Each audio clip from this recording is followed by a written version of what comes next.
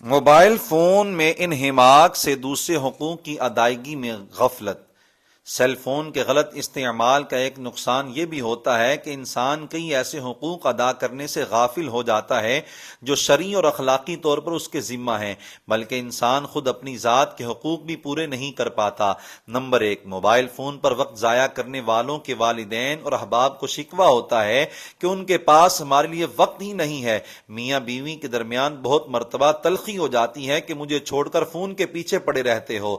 Number 2، ماہرین کا کہنا ہے کہ موبائل فون کے زیادہ استعمال سے انسان ذہنی تناؤ اور نفسیاتی بیماریوں کا شکار ہو جاتا ہے، چنانچہ ہائی بلڈ پریشر، شوگر، سر درد، نیند میں کمی، جسمانی سستی اور موٹاپے کا سامنا بھی کرنا پڑ سکتا ہے، کیونکہ جب انسان طویل وقت تک فون کی اسکرین پر نظریں جمائے بیٹھا ہوتا ہے تو دماغ کے علاوہ سبھی اعضاء فارغ ہوتے ہیں اور تمام تر دباؤ دماغ پر ہوتا ہے جسے وہ برداشت نہیں کر سکتا اور تناؤ کا شکار ہو جاتا ہے۔ یوں انسان خود اپنے ہی ہاتھوں اپنی صحت کو خراب کرتا ہے۔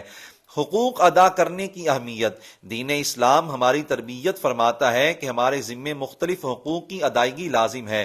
باری تعالیٰ کے بھی حقوق ہیں اور اس کے بندوں کے بھی، چنانچہ کسی ایک کام میں یوں منہمک ہونے کی اجازت نہیں کہ تمام وقت اسی میں صرف ہو جائے اور دوسرے حقوق کی ادائیگی نہ ہو سکے۔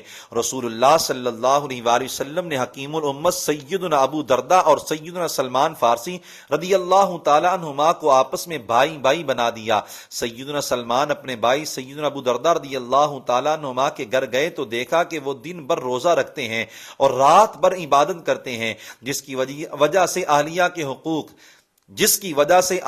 حقوق ادا نہیں ہو پاتے۔ چنانچہ سیدنا سلمان رضی اللہ تعالی عنہ نے فرمایا، ان لربک علیک حقا ولنفسک علیک حقا ولاہلک علیک حقا فآت کل ذی حق حقہ۔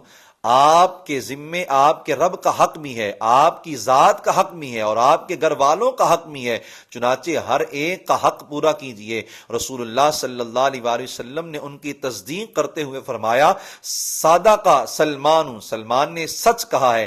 سوچئے اگر نفلی عبادات کی وجہ سے دیگر حقوق چھوڑنے یا اپنی صحت وغیرہ سے غافل ہونا درست نہیں، تو موبائل فون کی وجہ سے والدین یا دوسروں کے حقوق سے غافل ہونا یا اپنی صحت خراب کرنا کیسا ہے؟